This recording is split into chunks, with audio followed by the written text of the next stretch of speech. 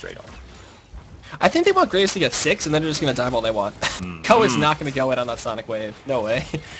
But the turret's going to still ahead on pressure. levels. Still doing well. Freeze got a lot of solo farm too, so he got that earlier level 6. So he's farming up okay considering. He's got a little lead, but he doesn't have the kills, so that sets him behind the BF, obviously. Now, how will they cope with this situation? Gamers2.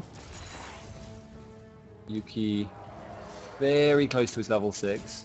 Freeze about half health. All it would really take is one hook or one flay to land for Freeze to be killed at that health. But you've got to always be careful about committing too hard. It's just that potential for turnaround when you've got to deal with Braum.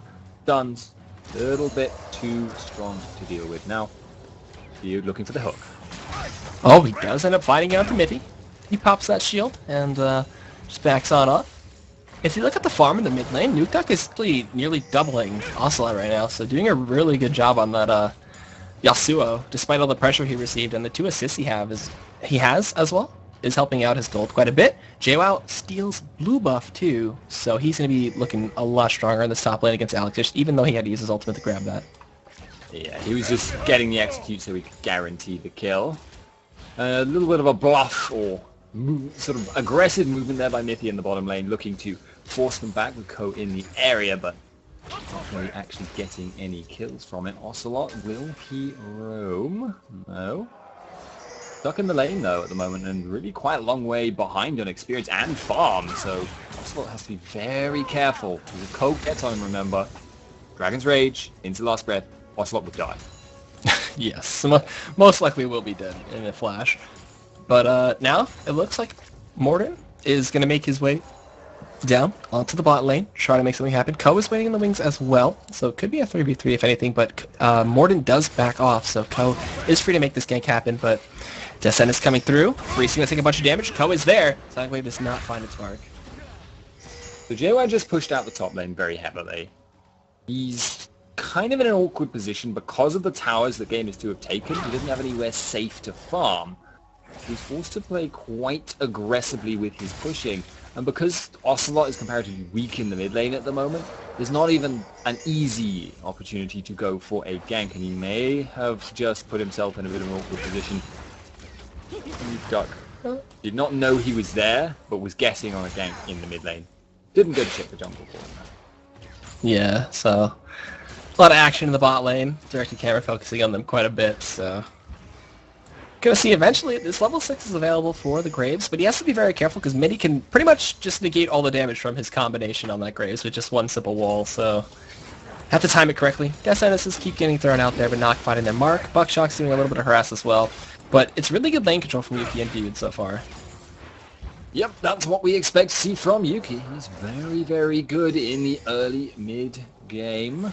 AD carries. Graves, it's Lucian. That's his style, that's his play. But at the moment, they're getting Freeze a little bit poked down. They're not getting the actual kill on him, and it's hurting them at the moment because they want to capitalize. They seriously want to capitalize on the big item difference, but they just do not find the chances. They'll slowly push down the tower at this rate, but that's probably not as big of an advantage as they want to be taking, because JWoww is going to be falling a little bit behind on farm as a result of being forced to overextend. Yeah, that's the rough part of about pushing those 2 turrets early, because, you know, Alex Ish can just wait for him to shell the wave and then just go clear it out with Starcall, rinse and repeat, and get his farm like that.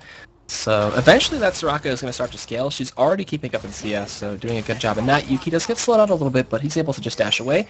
Lee Sin, though, maybe getting flanked off in his own jungle, so he has to be very careful with how he approaches his escape here. There are 4 members currently flanking on towards him, so where is he going to go? What is he going to do? He's going to get the kick, knock Morden away, flash over the wall, go towards the turret, take a bunch of extra damage for that, safeguard on a ward, double distortion comes in from Ocelot, simply one more turret shot of the minions will finish him off, and Ko goes down, delaying the wave a little bit, and they should go clean up that ward too. That's a little bit of extra gold, man. Can't let that just sit there. That's important. Super, super important goal to be gaining there. Now, Gamers2, they have the man advantage here. They have obviously committed JWoww to this top lane, but they know that Alex is just going to go and respond to that top wave. So why are they not going for the dragon right now? It seems like a slightly odd way of take advantage. I feel like they just want to let the dragon become worth more gold, I guess. They're comfortable with the amount of gold that they have. I don't know why I don't think they're safe to do it. They have a Bloodthirster already completed at 12.5 minutes for this Graves. So I'm not sure the reasoning behind it, but I think they might just want it to become worth more later on. But why not get control of it? Why not just take it and then wait for it to come back up earlier? Because then you'll even have a higher chance of taking it next time it comes along. It just seems like they seem to be lacking that decisiveness that we've seen from them in previous games. Okay, so Dude, now with Boots of Mobility, could look to get a nice flank on this bot lane. But he decides to back off. Braum was there to cut him off being Miffy. And he'll just go back to laning. He's got his Tarkins now too, so going to be getting a little bit of extra health and a little bit of extra gold off of the CS that he's helped his partner get up there. But it looks like Nutuk's also roaming up towards top right now to go towards JWoww, so we might see the next big battle happen up there as Ko gonna lead the charge. Sonic Wave does get dashed away.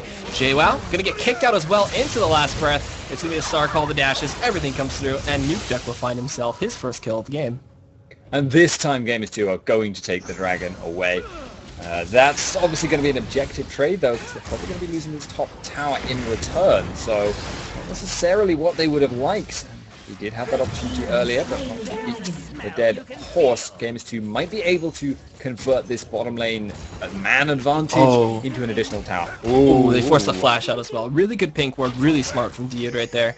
But Ocelot is there. He's going to look for the flank possibly and dive onto Miffy. He's staying way too long. There's 4 members here. This turret's going to go down, and he's going to end up losing his life. Play comes in, everybody jumps on top, and it'll be Ocelot for the kill.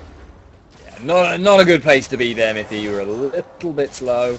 Arguably could have used his stand behind me to get closer to Freeze to get himself out, but clearly just didn't predict the encirclement of that situation. JWoww maybe about to get up close and personal.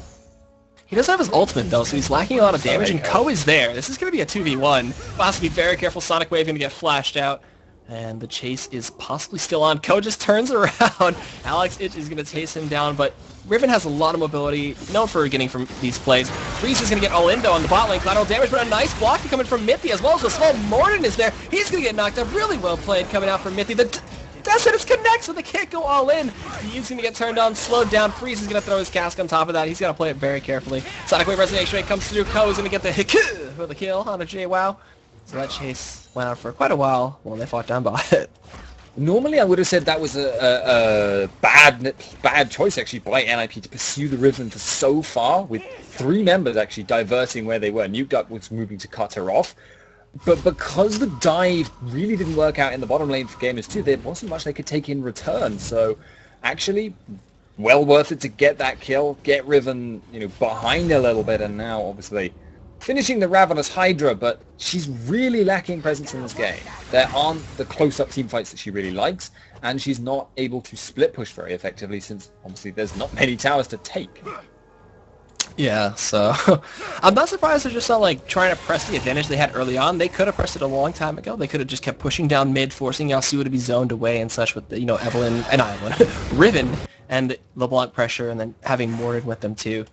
And just let Yuki press his advantage down bot like he has been the entire time. But NiP, they're just finding their chances to pick off kills, get farm, and just keep themselves in this game. I think Gamers2 kind of misplayed the early game a little bit. Yeah, they are still ahead for now. They may be able to, but you've always got to be very careful. That's a lot. Respecting the fact that even if Lee Sin hasn't landed his Q on you, all he needs is to get the Dragon's Rage off. And you are potentially in trouble, so backed away from even the custom minions there. But, nothing doing right now. Dude in the mid lane may try and sneak in, but you've always got to worry about the wind wall. That's the problem here. Ocelot may be able to bait it out, of course, by throwing in QR, but wouldn't expect it. Right?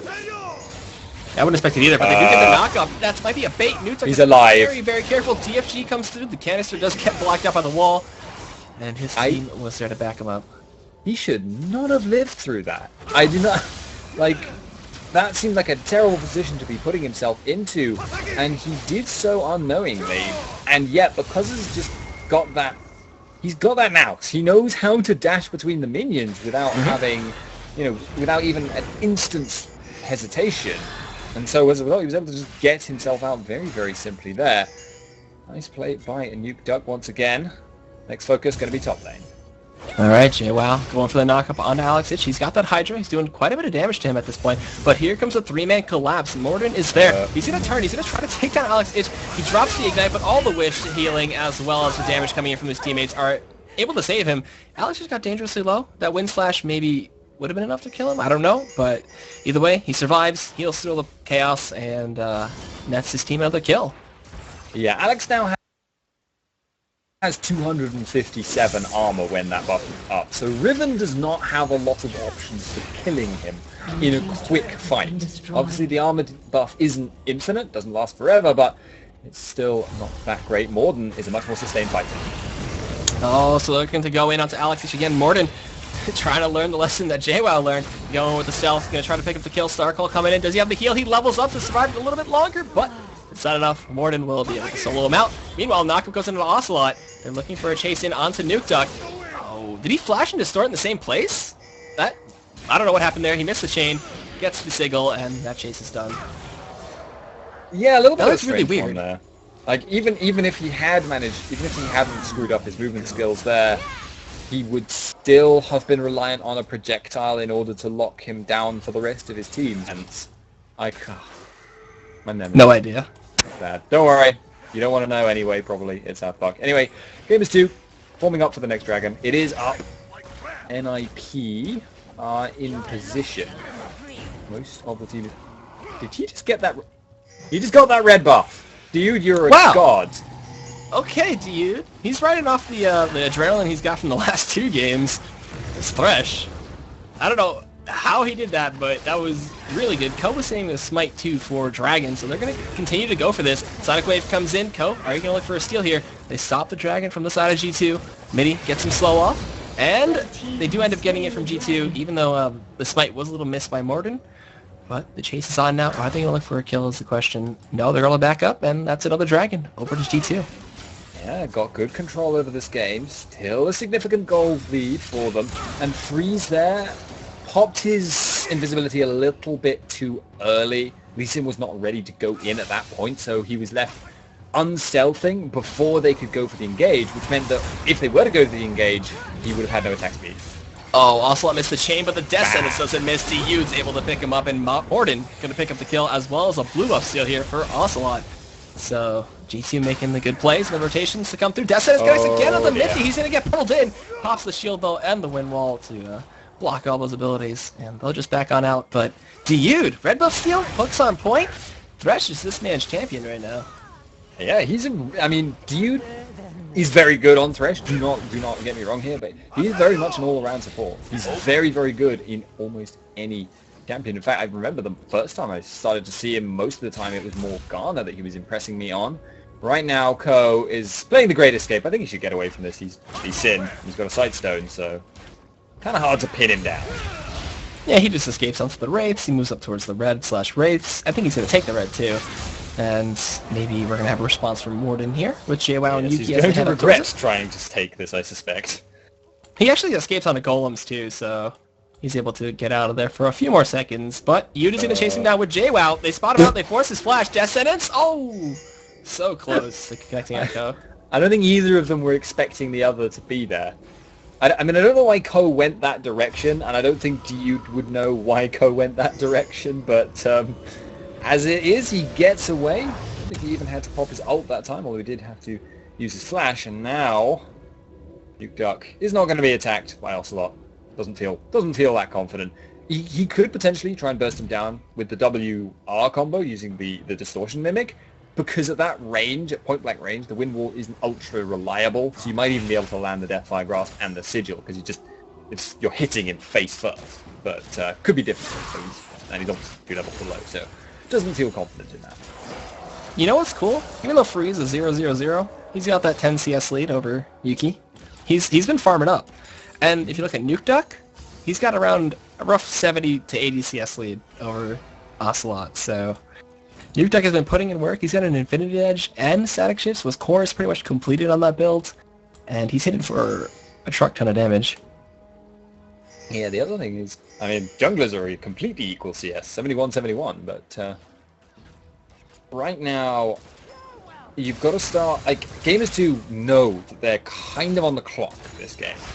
If they end up going up against late game team fights with Yasuo combo with Braum and Lee Sin, and they have to deal with the ultra tanky Soraka sitting in the middle of the Starcore, all of that will distract them from a huge amount of damage that comes out of Twitch. So they know that they're going to have to do something with that advantage they've managed to get in the reasonably early stage of the game, but they've also got to be so aware of the potential for Twitch to try and catch someone out. That's always a big problem for them, and the same is true of Lee Sin. So are they two-manning it? Oh my. Oh, Wow, wow. Taking so much damage. This is brave. Yeah, they have the back. Oh god! Cole's gonna try to capitalize. Oh, okay. So he misses the Sonic Wave. That could have been very, very deadly if he went for that. But pings are coming out as they want to possibly chase on a Yuki here. Okay, Twitch is not able to get in range. Ko misses another Sonic Wave there nicely by Morden. And they'll back on off. I suspect a lot of people in solo queue have had that moment where they're like, we can two-man Baron, yeah, let's try it. And then either someone turns up and you have to abort mission really fast, or you end up not actually being capable of doing it at all. And you have to, and you sometimes end in like these dramatic hold the line battles, waiting for the third member to turn up so you can take the Baron in the end. But this time it looks like they got away with it more or less, because it was obviously too early in the game for even Ko to consider doing the Baron, even with the full team present. So it wasn't like they could just get it reversed on them. Alright, so they learned the hard way that they can't two-man Baron. Yeah. They can't, not yet at least, obviously. But, Gamers2, they're learning the hard way that they really shouldn't be dragging this game out for too long. They try to make some kind of rotation or some kind of play, but they're gonna get caught out like that. Ocelot gets kicked in, Sonic Wave Resonate Strike, and there it is for the kill. But downtown, the clone can't save Ocelot this time. And Ko just went flying all the way past that tier 1. They may look for some kind of catch onto him. Dude gonna lead the charge. Sonic Wave comes through. He goes in, gets played back. Box comes out. He's probably gonna safeguard away, maybe? Nuke Duck is there. And they can't find anything else to chase down, but knockup connects. Nope, no last breath coming for Yasuo. Yeah, but of course NiP are the ones not losing objectives here. They've just gained themselves an extra kill, got themselves some further map control. Morden is in the area here, sweeping out. No one going to get caught in the immediate future. So NiP are playing this game very carefully, very slowly, very sensibly right now. They're just trying to look for occasional kills, but they're perfectly happy to farm out and get some XP. I don't think, yeah, I was just about to say JY was going towards Alex just in the top lane. Not sure he actually wants to fight that in a sustained fight right now. The silence and the Starcore spam will probably cause him some significant problems. But here comes the dragon. It does look like Gamers2 are out of position. They can't fight that. Yeah, that dragon just gets melted down and taken out. There's some things coming in onto the Thresh and the Kazakhs, but can't find anything to initiate on him. So they back out, clear some wards out with the sweeping lenses, and just be content with that first dragon of their game. So the gap is good job closing. to them. The gap is closing between these two teams. You've got to be worried here as Gamers2. They're slowly losing gold, and that's why Dude is trying to make plays like we just saw. Going for the flash, couldn't land the hook. I think they're worried right now, Gamers2. I think they feel like they may be about to miss their chance. They're going to form up for the siege.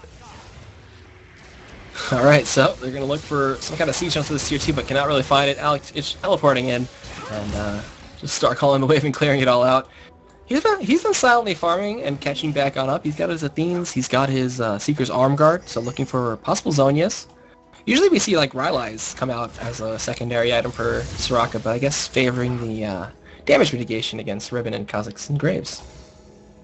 Yeah, that is an interesting point. It feels, in this case though, that he's not going to need his own crowd control to stick to people with Starcore. NiP's teamfight plan here is always have everyone being locked up. Oh, my bad. Just melted there. Nice windmill to stop the hook there. And will they chase on any further is the question. Morden's going in stealth it up, but decides to back on out. And they just completely melted Ocelot. Yep, that keeps happening, and that is the peril of that combo. And now, what do you do as Gamers2? You can try and burst out freeze, actually. JY's there. Oh, they do get a nice two-man stun to come through, but a nice wish to come in from Alex to support them up. A nice knockup coming in from NiP, but they're turning around. Yuki trying to take out Freeze with the rat-a-tat-tat. Too much damage for him to deal with. They try to get the knockup on JWoww, but Alex is just kiting away. Auto attack from Freeze to secure the double kill. And just like that, NiP explode in that jungle and take down 2 members of Gamers2. And take the lead on gold. Exhaust claimed another victim there.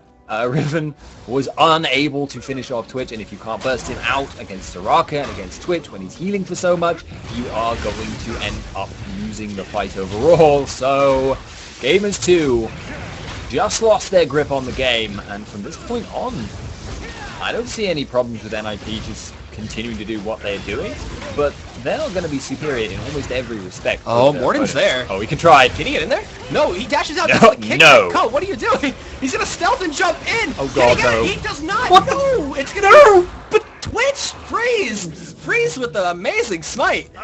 Pick up that Baron. God, he's going to kill himself. Meanwhile, I mean, kick himself for that. Anyway, yeah, so unfortunately there by Morden, but in the end, honestly, that Baron went the way it should have gone, NiP. Cope going to the kick away made sense in principle. It's just that he didn't remember how to get himself back across the wall to smite for himself there. And actually, we are seeing Alex Itch picking up the Rylai's Crystal Scepter there in the end. Gamers2 now, though, well up against it. Well, there's a turnaround that NiP wanted. They lose a tier 1 turret mid, but they pick up a kill and a Baron, thanks to Freeze. And now they could look for the sieging game. Even though their composition isn't the best suited for sieging, they have a lot of good dive potential if any kind of knockup connects from Braum or Lee Sin. Yeah, alright, well, it's just a matter of basically now for Gamers2 waiting out the Baron buff, and then looking to do what they've already been trying to do and doing unsuccessfully, but doing it better, hopefully, in the future.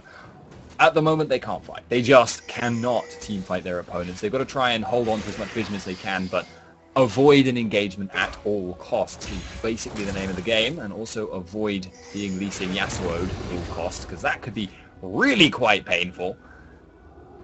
And continue playing this out, basically. Keep vision where you can, but lose towers, that's the problem. Yeah, losing a lot of turrets down. The tier 2 goes down in the bot lane. Freeze was looking for some kind of surprise in the mid to catch somebody out, but they played it safe from G2's side. They're playing it back. JWoww's trying to split push, but I don't think he could take Alex Itch anymore. I think he might end up losing those matchups. I mean, those fights, those 1v1s.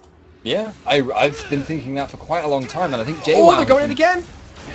Thinking that too.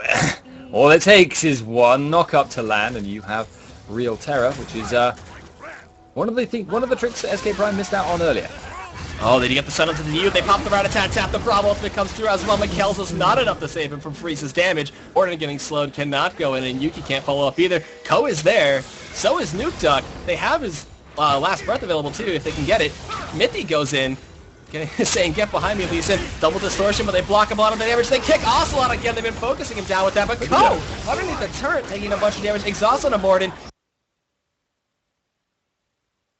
He leaps back on out. Alex just joins the fray. He's there. He used Wish and Heal to keep his team alive through most of that fight.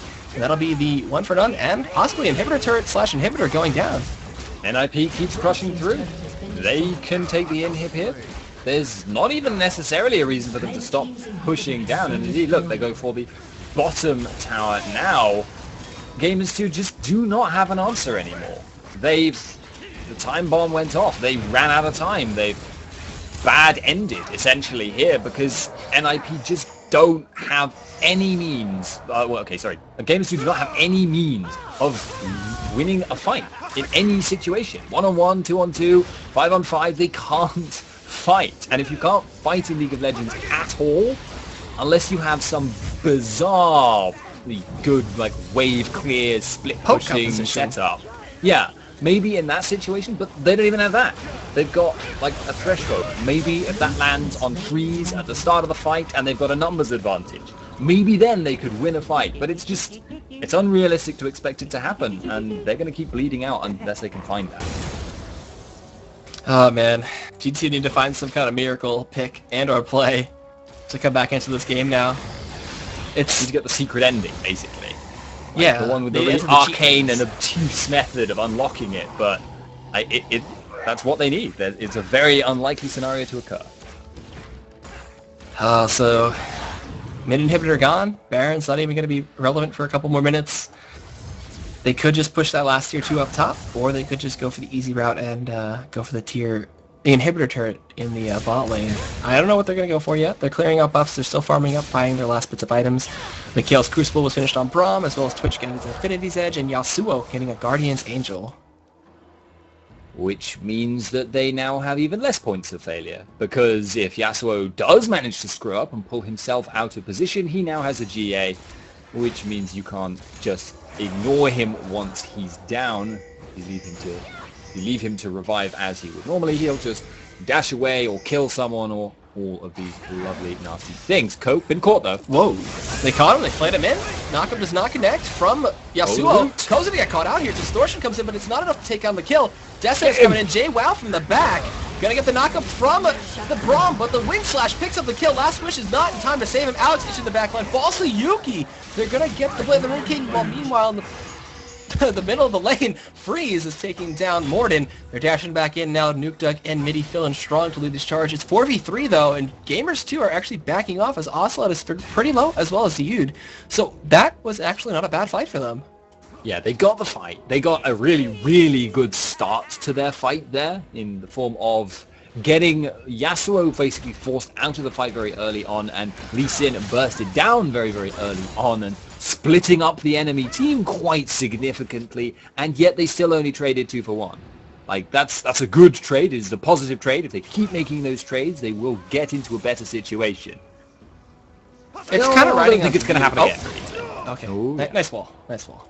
It's kind of riding onto you to keep hitting those really good death services and catching out the real primary targets like Ko, like Freeze. If he can actually catch out Nuke Duck and they pop the GA early on, that'll be a really, really good fight for them. But still, NiP, they're playing really well, even despite that fight, which was actually in a horrible position for them. So taking the best of the situation.